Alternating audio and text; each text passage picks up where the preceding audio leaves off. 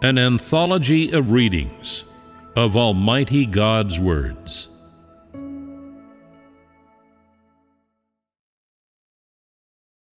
Interpretations of the mysteries of God's words to the entire universe. Chapter 20.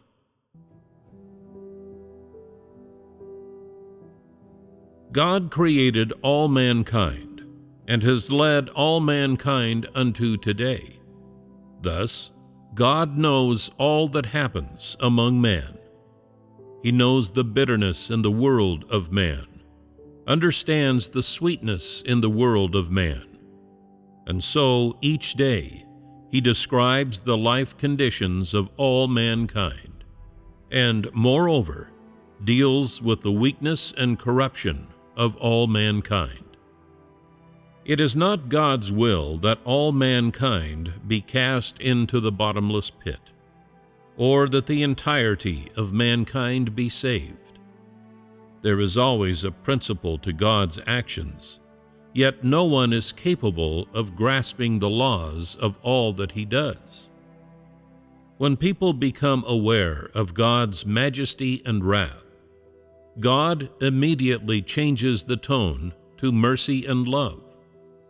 But when people come to know God's mercy and love, He immediately changes the tone once more, making His words as hard to eat as if they were a live chicken. In all of God's words, never has the beginning been repeated, and never have any of His words been spoken according to the principle of the utterances of yesterday.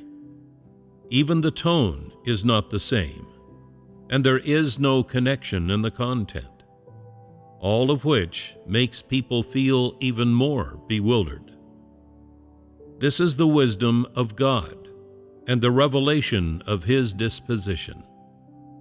He uses the tone and manner of His speech to disperse people's notions in order to confuse Satan, stripping Satan of the opportunity to poison God's deeds. The wondrousness of God's actions causes people's minds to be left reeling by God's words. They are barely able to find their own front door, and even do not know when they are supposed to eat or rest, thus truly achieving foregoing sleep and food to expend for God. Yet even at this point, God remains unsatisfied with the present circumstances, and is always angry with man, forcing him to bring forth his true heart. If not, as soon as God showed the slightest lenience, people would immediately obey and grow lax. This is the lowliness of man. He cannot be coaxed, but must be beaten or dragged to get him moving. Of all those I look upon, no one has ever sought me deliberately and directly. They all come before me at the urging of others, following the majority, and they are unwilling to pay the price or spend the time to enrich their lives. Such are the circumstances of all upon earth. Thus, without the work of the apostles or the leaders, all people would have long since scattered.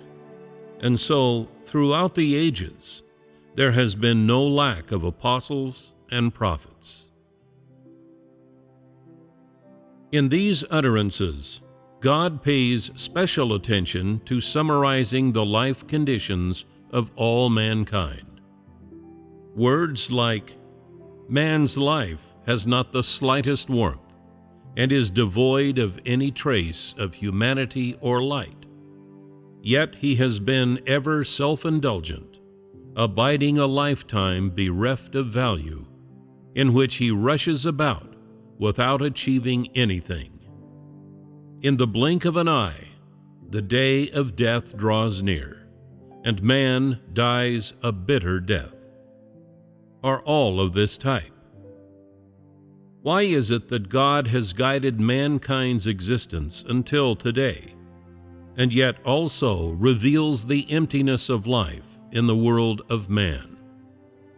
And why does he describe the entire life of all people as arriving in a hurry and departing in a hurry? This, it can be said, is all God's plan.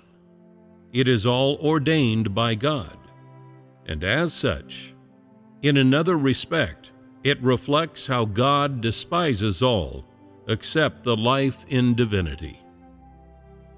Although God created all mankind, He has never truly taken pleasure in the life of all mankind, and so He merely allows mankind to exist under the corruption of Satan. After mankind has gone through this process, He will annihilate or save mankind, and thus man shall achieve a life on earth that is not empty. This is all part of God's plan, and so there is always a wish in man's consciousness, which has led to no one gladly dying an innocent death. But the only ones who achieve this wish are the people of the last days. Today, people still live amid an irreversible emptiness, and they still await that invisible wish. When I cover my face with my hands and press people beneath the ground, they immediately feel short of breath and are barely able to survive. They all cry out to me, terrified that I will destroy them, for they all wish to behold the day when I am glorified. Such are the circumstances of all people today. They all live in a vacuum without oxygen, which makes it hard for them to breathe. God uses the wish in man's consciousness to support the survival of all mankind. If not, all would leave home to become monks, as a result of which mankind would become extinct and come to an end. Thus, it is because of the promise God gave to man that man has survived until today. This is the truth, but man has never discovered this law, and thus he knows not why he is deeply fearful that death will come upon him a second time. Being human, no one has the courage to carry on living, yet neither has anyone ever had the courage to die, and thus God says that people die a bitter death. Such is the true situation among man. Perhaps in their prospects, some people have faced setbacks and thought of death, but these thoughts have never come to fruition. Perhaps some have thought of death because of family conflicts, but out of concern for their beloved, they remain incapable of achieving their wish. And perhaps some have thought of death because of blows to their marriage, but they are unwilling to go through with it. Thus, people die with grievances or everlasting regrets in their hearts. Such are the various states of all people. Looking out over the wide world of man, people come and go in an endless stream. And although they feel that there would be more joy in death than in living, still they pay lip service, and never has anyone led by example, by dying and coming back and telling the living how to enjoy the joy of death. People are contemptible wretches. They have no shame or self-respect, and they always go back on their word. In His plan, God predestined a group of people who would enjoy His promise, and thus God says, "Many spirits have lived in the flesh, and many have died and been reborn on earth. Yet never have any of them had the opportunity to enjoy the blessings of the kingdom today." All who enjoy the blessings of the kingdom today have been predestined by God since He created the world. God arranged for these spirits to live in the flesh during the last days, and ultimately, God shall gain this group of people and arrange for them to be in Sinem.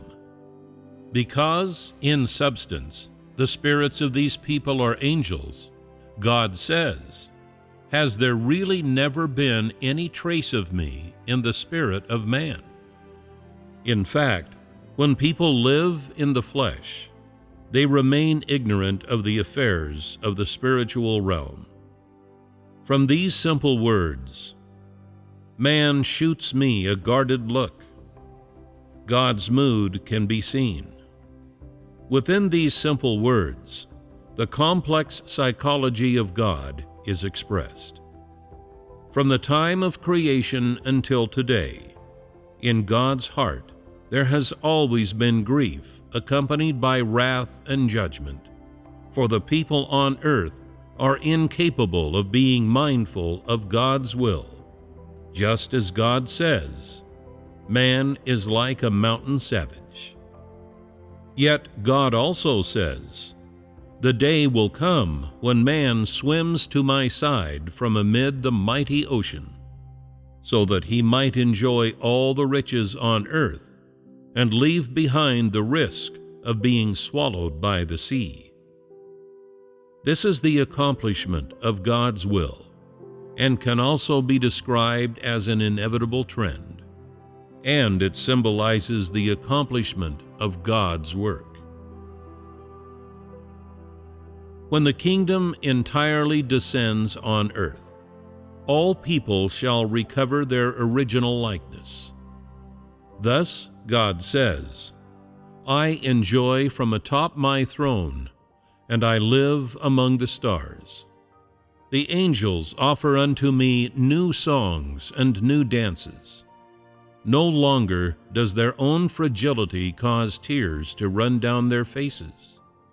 No longer do I hear, before me, the sound of the angels weeping, and no longer does anyone complain of hardship to me."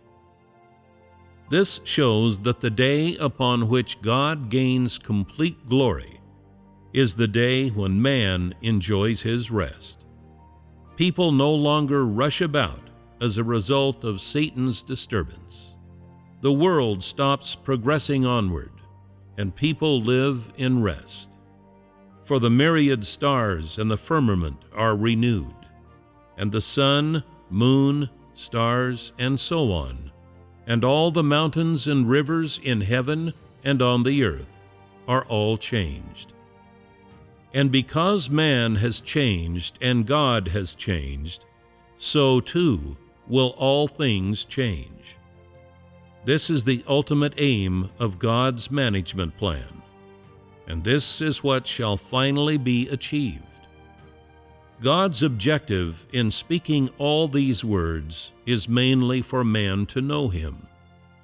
People do not understand God's administrative decrees. All that God does is orchestrated and arranged by God Himself, and God is unwilling to let anyone interfere.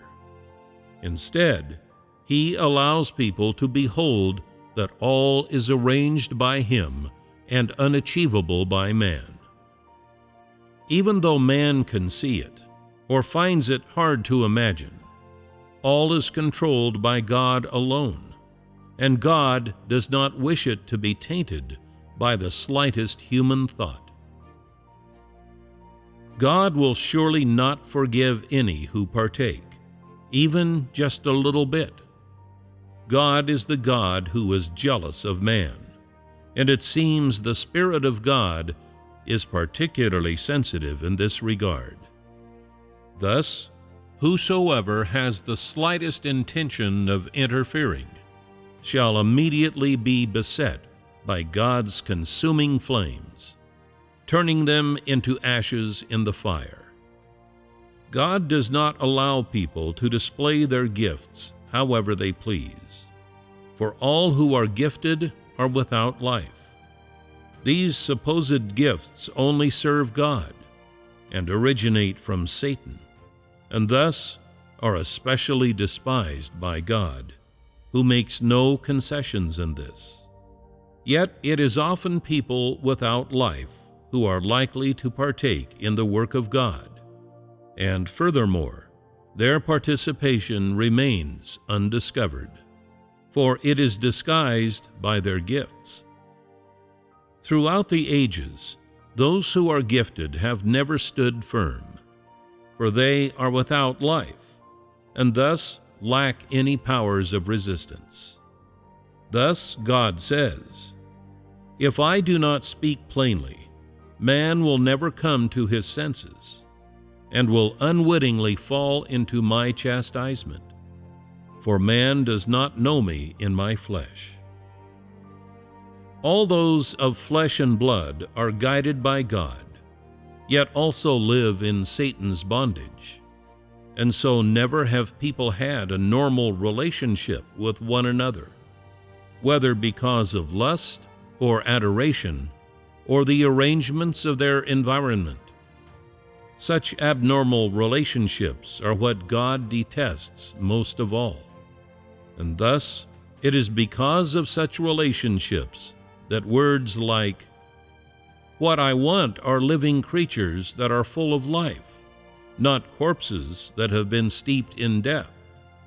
Since I recline at the table of the kingdom, I will command all people on earth to receive my inspection," come from God's mouth. When God is above the entire universe, each day he observes every action of those of flesh and blood, and has never overlooked a single one of them. These are the deeds of God, and so I urge all people to examine their own thoughts, ideas, and actions. I do not ask that you be a sign of shame to God, but a manifestation of God's glory, that in all of your actions, words, and lives, you do not become the target of Satan's jokes. This is God's requirement of all people.